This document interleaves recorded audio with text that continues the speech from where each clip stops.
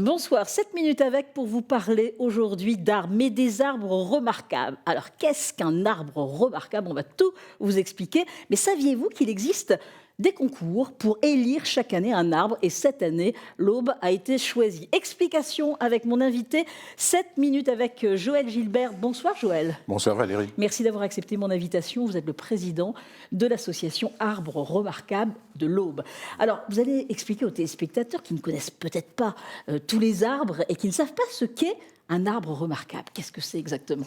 Un arbre remarquable, c'est un arbre qui est emblématique. Oui. Donc il y a plusieurs caractéristiques qui peuvent faire cette emblématicité.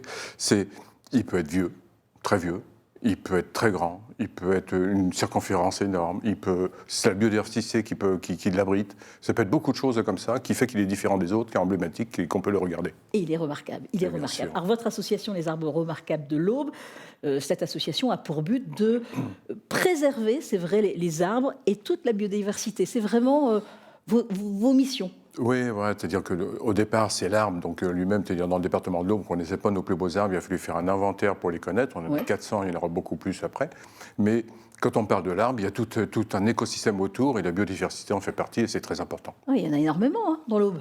Ben, il y en a plus que ça, je suis sûr. Ah ouais, oui, on n'a pas terminé. Vous allez encore en découvrir, évidemment. Et parmi ces arbres, il y a cet arbre qui a reçu, il y a quelques semaines, le prix Coup de cœur au concours des arbres de l'année. Pourquoi cet arbre et pas un autre? Qu'est-ce qu'il a de plus? Alors déjà, c'est un concours qui est national, auquel tout le monde peut participer pour proposer un arbre. Il y a eu pour cette année 2025 une 120 arbres à peu près qui ont été proposés par n'importe qui. Et puis, nous, on a proposé notre arbre. Il a été retenu pour représenter la région Grand Est. Et donc, les 13 régions après concours, et il y a parmi ces 13, il y en a un qui a le prix du public, il y en a un qui a le prix du jury, il y en a un qui a le prix coup de cœur, c'était le nôtre. Et c'était le vôtre, justement. Alors, qu'est-ce qu'il a de plus que les autres pour avoir gagné? C'est un chêne qui est magnifique. Alors, on dit entre 500 et 800 ans, mais on ne sait pas trop. Moi, j'ai plutôt tendance qu'il a plus de 800 ans, je dirais. On le voit là, à l'antenne, justement. Je sais pas, il est ni urbain, ni rural, ni à la forêt. Il est un petit peu entre les deux. C'est spécifique. On voit des champs tout autour. Il aurait pu être rasé quand il y a eu l'armement et tout ça. Il est resté là. Lui, on ne sait pas pourquoi. Il y a quelque chose. Vous sentiez que vous alliez gagner, peut-être? Vous vous êtes dit, celui-là, quand même... il y a une possibilité de remporter ce prix-là? Non, c'est très très compliqué. Très difficile. Les 13 arbres étaient quand même magnifiques. Oui. Et l'an dernier, on a eu le prix du jury déjà. C'était le prix de coup de cœur. Ouais. On est vraiment ravis. Quoi. Bon, c'est quelque chose d'exceptionnel. Vous êtes heureux, évidemment. Alors, grâce à votre association, vous sensibilisez aussi le public pour comprendre l'importance des arbres. Et ça, vous aimez justement apprendre au public. Ouais, c'est très très important. C'est-à-dire que bien souvent, le public, moi je me suis rendu compte dans le département d'Aube, ne se rend pas compte des plus beaux arbres qu'on avait dans le département. Et là, c'est de les mettre en avant et de les sensibiliser, de leur parler. Donc on fait énormément de manifestations tout le long de l'année. On passe devant et puis on ne fait plus attention. C'est ça, là, vous voulez sensibiliser pour faire attention, véritablement les regarder, les admirer. Tout à fait. C'est-à-dire que les gens ils voient un paysage, ils ne voient pas l'arbre en lui-même. Ouais, c'est ça. Et donc dans Troyes, par exemple, on a fait un circuit qui dure une paire d'heures pour voir les plus beaux arbres de la tête du boucheron à Troyes. Et ça, c'est les gens, ils habitent dans la tête du boucheron, ils ne savaient pas qu'il y avait des beaux arbres chez eux. C'est magnifique. Bon, grâce à votre association, en tous les cas, on découvre plein de choses et on apprend. Et vous organisez, et ça c'est intéressant, aussi des ateliers pour les enfants?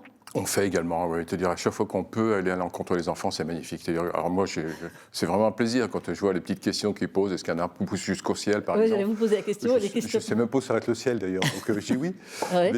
Non, c'est magnifique. Et donc on a une journée, par exemple, entre autres, mais auquel les écoles privées se réunissent. Et il y a 1000 enfants qui sont là. Et on a des classes les unes derrière les autres. C'est quelque chose. Et je pense que quand ils se baladeront avec leurs parents, ils regarderont différemment. Ils apprendront peut-être à leurs parents, justement, de découvrir ces arbres et de les admirer. J'en suis persuadé de ça. Alors, lors des différentes manifestations, si vous êtes généralement présent pour expliquer aussi la biodiversité et ce qui est important à découvrir dans un arbre et surtout d'y faire attention. Oui. Alors, on fait également des conférences. Alors, on organise nous-mêmes des conférences où on reçoit les conférenciers, les deux, pour expliquer, bien sûr, l'arbre et tout ce qui l'entoure. Ça peut être sur le sol, comme Charlène Descolange est venue. Ça peut être les réseaux mycorhizes et champignons. Francis Martin est venu. Ça peut être plein de choses comme ça. Oui. Et donc, oui, c'est le but, c'est vraiment de sensibiliser et d'apprendre de ce qu'est l'arbre et son environnement. Préserver le patrimoine. Ouais. C'est une mission. Oui, et tout le monde devrait l'avoir, cette mission. Tout le monde devrait l'avoir. Et quand je dis tout le monde, c'est tout le public, mais également tous les élus. C'est-à-dire que je me rends compte, et j'ai assisté à des vœux encore en ce début d'année, On parle de beaucoup de choses, on ne parle pas de la biodiversité, on ne parle pas de la nature, on ne parle pas des arbres. Il y a encore du travail à faire à ce côté-là. Alors, nous, en tant que particuliers, que doit-on faire pour justement préserver les arbres, protéger les arbres quand on se balade? Simplement, par exemple, dans le département de l'Aube, puisque nous, c'est notre périmètre, c'est notre territoire, d'être une sentinelle pour nous. C'est-à-dire que quand il se passe quelque chose, et avant qu'on coupe un arbre, avant qu'on nous avertir, et là, on peut agir. Ouais. On a besoin de beaucoup de sentinelles. C'est des gens qui observent. Est-ce qu'il faut ne jamais faire?